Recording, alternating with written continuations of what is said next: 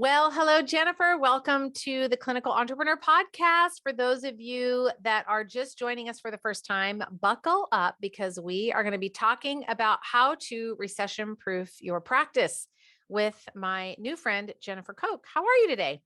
I'm wonderful. How are you? I'm good. I'm so glad to have you on the podcast. It's always so nice to, have a fellow entrepreneur on the show that has kind of been through the ranks and you've gotten plenty of mud on your boots, I'm going to say, in the process. So I want to start by the thing I loved about you when I first met you was just your story. It's pretty remarkable. So tell us your story. How did you get to where you are and where you're at now? And then we'll dive into the how to and the practical application. So tell me what happened.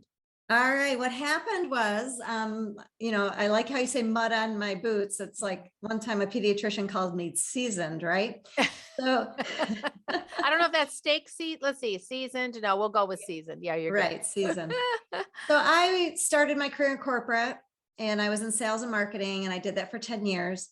And back in 1998, I decided I wanted more freedom and flexibility for my family.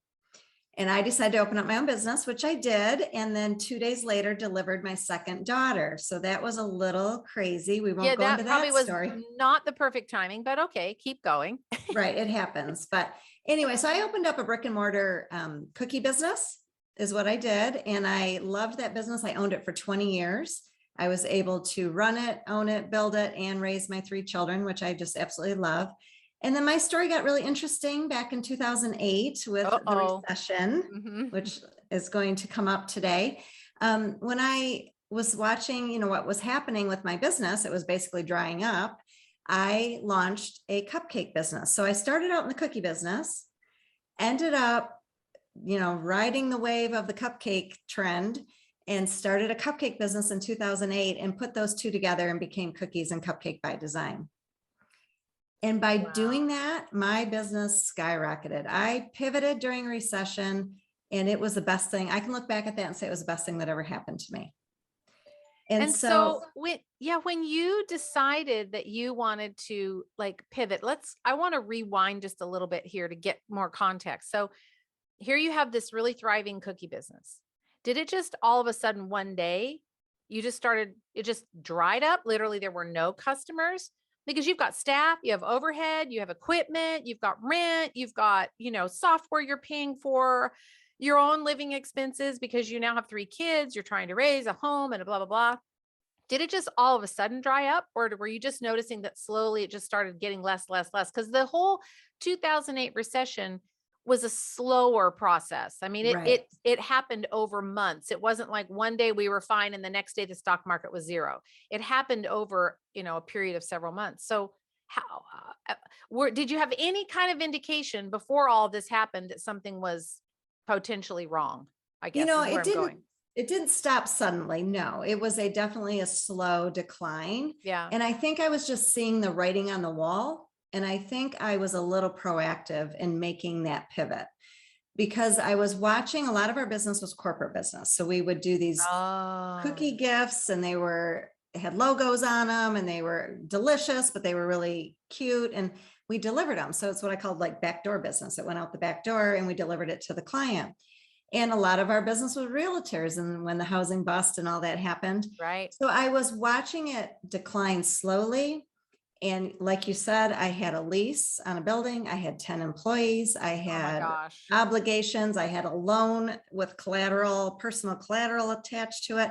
All the things that we do when we launch a practice or launch a brick and mortar. And so I really wanted to get ahead of it.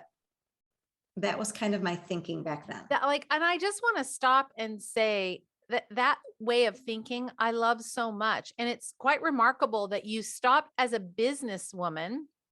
You were able to stop yourself and you had the time obviously built in to work on your business, the proverbial work on your business versus working in your business, Michael Gerber. And so you had the time and space to be able to look at your numbers, see what's happening rather than working in your business every day, making cookies, going out, doing the deliveries yourself, going out and doing. And that's where a lot of business owners get trapped. They get trapped in the doing and they don't separate themselves out enough to be able to see something that's coming down the road. And you're like, oh, hey, I think the bridge is going to go out down here and we're going to like have a crash and burn if I don't do something right now. So I love that you were able to follow that and you started to watch the trend. People weren't coming back to you. The realtors weren't coming back to you. The corporate business wasn't coming back to you. And you're thinking, okay, whoa, time out. But when Mhm. all you know is cookies, that could be a little scary. It can be a little scary, but at the same time, when you look at your business model, you know, you're treating patients, you're treating people, you're helping, you know, your listeners have a specialty, right? Right. So when you look around in that specialty niche that you've created, what else in there can kind of be added to your business? You can kind of throw into the mix that's not going to pull you, you know, drastically in another direction. So cookies and cupcakes, baked product, you know, I had the staff that was very knowledgeable in baking. You had So the it wasn't equipment. like I leapt and did Yes. some crazy new product. Skydiving. Right. Yeah. Right. You know, you want to make sure it fits your umbrella, right? Yeah. You know, it fits your brand. And Right. the piece about it with my business, with the bakery business, is bakery businesses are very trendy.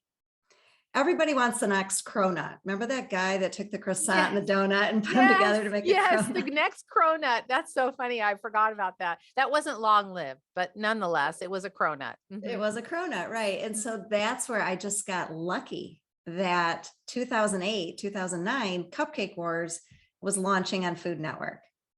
And I'm in Oh, I Michigan, remember that. and most trends happen in California. So we get to watch the trends come our way. And so I just jumped on it and ran with it. So it didn't pivot me into a whole new industry. It didn't pivot me in a whole new direction. It just really added another layer to my business. So you really just added another revenue stream, so to speak. So Correct. instead of all of your eggs being in the cookie basket, no pun intended, Mhm.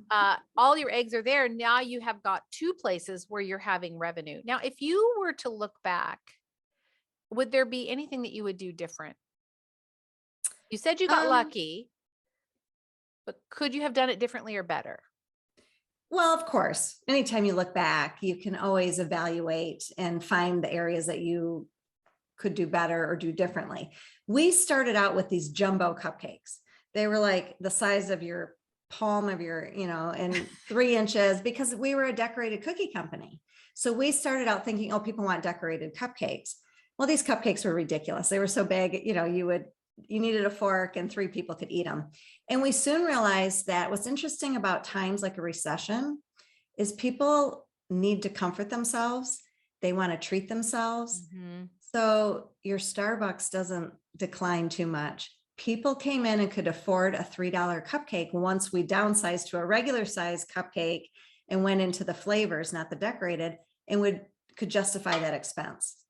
Right. So initially you just kept your same model and then realized as far as size went, and then realized you just needed to tweak it in order to make it so that it was affordable. So during a downturn, then affordability becomes kind of a key consideration. It does. It becomes Yeah. a key consideration because people have to make choices, right? Right, right. And so for you, they made the choice to choose a cupcake and not a big oversized cookie. What was the price Right. point on the cookie? The price point on the cookie was like in the $6, $7 range, but it was Yeah. mostly these bouquets that were like in the $50 range. Yeah. Yeah. And what was fun about adding the cupcake to my business is all of a sudden the walk-in increased. You know, we used to do most of delivery, and then we started getting this walk-in for people just spending $3, treating themselves to Exactly. a fun treat. Right. Right. So when you changed, you add the cupcakes in, you now have a different revenue stream. You have a lower price point in the door. So now you've got giving walk-in traffic to your brick and mortar. So you didn't have to close. You were able to stay open. And then what happened then? So you kept going with your cookies and cupcakes, and now you've got walk-in traffic. Did your income fully recover to where it was before? Did it get bigger? What happened? So what happened was from 2008 until the time I sold it in 2018. So I sold the business after I owned it for 20 years. Wow. What happened was I ended up growing my business 300%. So not only did I recuperate the losses from a recession, I was able to take my business to the next level. It's really hard to take an existing business and grow at that high of a percentage. Mm-hmm. And then on top of that, it got national attention. So we ended up franchising the cupcake brand out to the Cookies by Design franchise. So now not only did my little tiny little brick and mortar store in my local market survive and thrive, we ended up launching and going into national, and we're in 56 stores still today. So it really revitalized everything. And it revitalized us too, as a business owner and my manager. You know, it really took a time that seemed frail and scary and uncertain and a lot of gloom and doom to something that really just put some new energy into us. So on the doom and gloom part, let's talk about what we've all been through in the last couple of years with this whole COVID business, and how a lot of the practitioners that listen to this podcast, many of them either had significant, downturn or reduction of sales, number of patients coming in the door, supplements. A lot of them use herbal or nutritional supplements. A lot of that went way, way, way down. And so some of them, depending on the state regulations, some of them even had to close their businesses, which is just heartbreaking. So, everything comes around again. And it's not going to be a surprise if, somebody somewhere says we have to lock back down again. Maybe at the time that this podcast airs, we may be in a completely different time. As of right now, it's summertime. We aren't locked down. We don't have to go back to all the craziness. I don't know what's going to happen in the future. How do we as practitioners, what would your advice be now growing this, multi-million-dollar company that's in all of these states? What would your advice be? What would you recommend to how can we kind of recession-proof or set ourselves up now in anticipation of what might be coming, not to think gloom and doom. I'm not talking about that, right? And I think you and I are on the same page with that. But how do we think about this in a creative way, like you did, looking for trends, looking for so talk to us, tell us what your recommendation would be. Well, first of all, nobody knows what's coming, right? Right. The future is always uncertain. And so a lot of times what I recommend should be done on a regular basis anyway. We always tend to wait for the ball to drop before all of a sudden we're like, oh boy, we better, recession-proof our business. And then it's too late because then you're in scramble mode. Then you're in scramble mode. So by looking at your business and trying to be a little bit leaner right now, a little more efficient, is going to just serve you well in the long run, whether a full-on recession comes or not, right? Right. So, there's the practical things. First of all, cash. Our good old friend Dave Ramsey is going to tell you cash is king. Right. Now is the time to make sure you have a little bit of an emergency fund. Yeah. Agreed. And I know we just weathered that pandemic. And like you said, a lot of people had to close and could not service patients. So it's probably pretty lean right now. But what can you do? Can you put any money aside? And what I always like to tell people is most of us bank online now, and we all have a business banking checking account. Right. Open up a savings account, a business savings account that attaches to your checking account, and do whatever you can to just move a few pennies, a few dollars, whatever you can into that savings account on a regular basis. Right. And then make sure you can't see it online when you log into your bank. Like hide it from your view. Because there's a comfort in knowing, oh, I got that extra money there, I'm okay. Right. So that way, just if you don't see it, you're not going to spend it, right? Yeah. Yeah. And so if you can do that, great. If you can get yourself a little bit of emergency fund, that is definitely what I would recommend. Another thing is let's cut back on expenses. Where can we look at our expenses? So I always have my clients look at last year. Let's compare to last year. Well, we know that prices have skyrocketed on a lot of things. Yep. But dig into it item by item by item. Are you seeing a % increase that just seems a little ridiculous? And then maybe go back to that vendor and find out why, or find out what's going on there. Yeah. Or there may be another vendor that hasn't done that. There's a lot lately. I just had this conversation with someone yesterday in the food service industry, and they said one of the main food service providers, you would know, being in the food service business, who this is, one of the main service providers just literally raised everything across the board 30%. Just cause gas is going up. And so everything's 30% higher, but these poor restaurants, it's choking them because the margins are so thin anyway. And it was choking them. And so what's happening is a lot of the restaurant owners and food service providers are looking for other options. So to your point, you look at something that's going up, up, up, they keep, increasing the pricing. There's probably someone else out there that can do just as good a job for less. And maybe you can give up a few of the bells and whistles and have it done just as effectively, but it will cost you a little bit less money. So I agree. Like, don't be afraid to go out and price shop a bit. Exactly. Or go back to them and, negotiate a little bit, because 30% across the board, I can guarantee not every item went up 30% for them. Correct. That's exactly right. So I call that price gouging in my mind. That's like, well, it's inflation. So we're just going to go ahead and raise the price in anticipation that, yeah, we're probably going to have some things go up 20, some things 30, some none, but 30 across the board is just easier. Right. Exactly. So, and we're so busy as business owners. A lot of times we don't take the time to dive deep into our line by line item, but now is the time to do that. And the other sneaky expense are all these subscriptions. Yes. Yes. We have all these apps now that help us in our business, these reoccurring expenses. So double check your credit cards and double check your settings on your phone and look for some sneaky subscription expenses that can be cut out. And, think about this. I thought about this. I saw a subscription come through just a few days ago for me on an app called Word Swag, and I had forgotten about it. That's what happens. I subscribed to it and I had completely forgotten about it. I set it up on an annual subscription and it just dinged my credit card for $60 for an annual subscription. You think, oh, well, it's just $60. But I looked back, I've been paying the $60 for 5 years and I never, ever have used that app again. And I just wasn't paying attention. That's exactly what you're talking about. It's the sneaky dang thing. So if you have an Apple phone, if you have a Google Play, go look at those things, because it might not be something every month, but it might be an annual that you've already paid for. Go cancel the thing. Even like I have people who have Netflix and Hulu and Disney Plus and HBO or whatever. Like, pick one and stick with one. Don't have to have them all. Same kind of idea. Exactly. Yeah, they're very sneaky. So, and now's the time to be frugal when it comes to that stuff. Yeah. Yeah. Because we don't know what's going to happen. We don't. Yeah. Right. So what else? The other thing I say is get access to money before you need it. So a line of credit is a great way to go about and apply for a line of credit or apply for a credit card. I'm not saying go out and get into debt. That's not what I mean by it. But there's something about the comfort of knowing you have access to money if you need it versus all of a sudden being in a position where you can't pay your rent. Right. So, definitely get that squared away while things are good. And then let's look at your business. Let's look at your sales. Let's look at the services that you provide, the supplements that you provide, and let's just maximize the heck of what is working.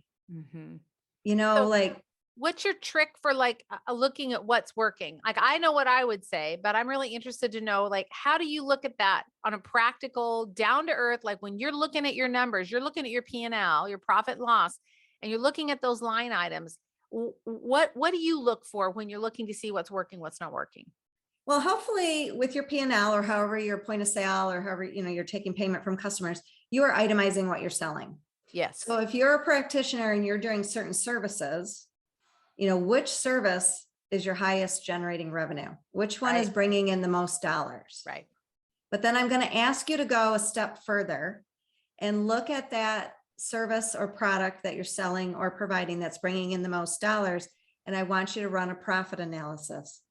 I want you to look at how much time you're spending, if you have to pay labor, if there's cost because it's a product, and run the profit. So that way you're not only just looking at what's bringing in the most dollars from a revenue standpoint, you're looking at what's bringing in the most dollars to your bottom line. And sometimes they don't match. That's exactly right. You might have one thing that's bringing in 60% of your revenue, let's say, but the expenses associated with that one thing that's bringing in 60% of your revenue might be 50% of your expenses or something like that, for a net profit of not very much. But you may have something else that's not doing very well, but your cost to deliver it is nothing or next to nothing. And if it's doing well enough, then go leverage that thing and get your margin, capitalize on the thing that has a higher profit margin, lower expenses, a higher profit margin, and then run with that thing. I love that tip. Right.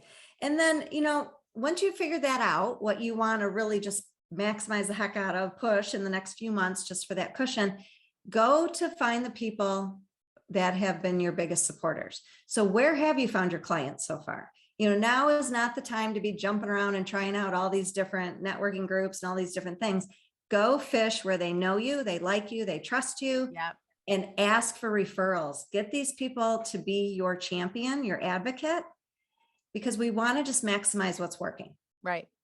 And when you get people that are willing to refer, they're obviously already existing patients. It is so much less expensive to nurture and support, not only offer additional services to the people that you're already serving, but asking those people to make those referrals because they're going to refer people just like them. They're going to Right. refer the people that are good patients. They can pay, they can afford to pay, they can afford to be there. Then they're interested in doing what you do. So I agree, rather than going out and spending all this time working on new marketing strategies, like dust off what you've got, work with what you Right. already have. Exactly. And I think a lot of times we're afraid to ask for the referral. So how do you ask for a referral? Well, first of all, you have to make it simple for people because people are really busy and you have to be very specific with your ask. Because if I came to you and said, hey, do you know anybody that owns a small business and would like consulting? You'd be like, I don't know. Yeah, I know a lot of people, but I don't really know what you're asking me. Right. So be very specific with who you're looking for. Do you know anybody with Lyme disease? Do you know anybody with, whatever it is that your specialty Right. is? Right. And so you want to be very specific. You want to make it very easy for them. So usually what I recommend doing is type up a 1 or 2, 3 sentence paragraph that they could send to the person. That's a good way to do it. So that way they don't have to do a lot of work. You're being very specific with what you're looking for, and you're giving them a tool that they can use to forward on. What a great idea. I've never thought about that. You're actually providing them with the copy for them to send off to somebody else. So then they can ask for it very specifically in your language. And you're not asking them to go, oh yeah, well, if you need help with headaches, go talk to so-and-so. Right. You're being very specific. What a great idea. I had never And you're thought just about making that. it easy because people are busy, and it's not that they don't want to help. And I think too, we need to, flip the script in our heads about, oh, I'm embarrassed to ask them for a referral. What if they don't want to? If you help somebody, think about how you change their life. Yes, that's right. And by not referring you, there's somebody else out there that could be suffering. So you're really doing people a favor by asking for the referral because they can share that with other people that you've helped. Right. And they have the opportunity then to look like they're superhero to their friend because they're the ones that have brought the two of you together, right? They're saying, I know Exactly. somebody who can help you and I love you, my friend, enough to give you the information for this practitioner over here who can help you with your headaches or hemorrhoids or whatever it is, right? Whatever it is, Yeah, right? yeah, Exactly. yeah, Yeah. yeah. Ah, that's like such a great tip. I'm going to be thinking about that one now. You have my mind kind of worrying on that. One of the things that I just thought of when you said that, I thought, how many times do we want to ask for reviews? And it's it's the same, a little bit of the same awkwardness, right? You ask for a referral, you ask for a review. It's like you kind of get that knot in your throat. You're thinking, well, how do I say, hey, could you tell everybody how awesome I am? When really, if you just gave them language and Right. said, would you share X? Would you tell about your transformation? Because people want to hear about Right. when you went from blank to blank. Mm-hmm. And when you give them the words, then they connect back to that and go, oh yeah, that's right. That's what I did. I used to be constipated and now I'm not constipated anymore. Oh my gosh, I got to tell everybody. Exactly. And so talking about reviews, which are critical to growth, especially for a small business, I have the same approach. I usually say, provide them with 3 questions. Because the same thing, if you just said, hey, will you write a review for me and put it on Google? I'd really appreciate it. People just kind of go blank. They need something to get them started. Exactly. So give them 3 questions. What was the problem that you came to me with? What service did we provide, or what was the result? People like to see, or transformation, whatever it is that pertains to your business, give them something to start with. Yeah. And once they start writing, once they start, articulating and writing, then it all just kind of flows out because then they get in the zone, then they're going to flow it all out. And also give them, when it comes to reviews, make sure that you always link them back to your GMB, or now it's changed to Google Business Profile. So now it's GBP. But nonetheless, yeah, give them the link, like make it easy for them because people do get busy. And I noticed for me when I am, really working on getting reviews, if I forget to send the link or just do that general ask, hey, listen, here's a link, would be happy if you'd leave us a review, I hardly ever get them. But Right. that's why I'm thinking, ooh, the specificity might be really helpful for that. Mhm. So I think I'm gonna tweak my review software a little bit and add that in. Well, Wonderful. Is there anything else that we just have to know? I just want people to realize, like, it doesn't all have to be gloom and doom. Yeah. You can create your cupcake story if you want, but by just taking some time now to be proactive, look at your business from the 10-foot lens, not in the trenches, and really just make some minor tweaks and changes, you're going to sleep better at night, and you're going to weather that whatever comes next, whether it's a recession or whatever. None of us can predict. None of us predicted the pandemic, right? Right. But the goal is to create a strong stability business, sustainable. And these are some of those tips that you can do. And I recommend doing this once a year. Don't wait for, the government to tell us when to analyze our business.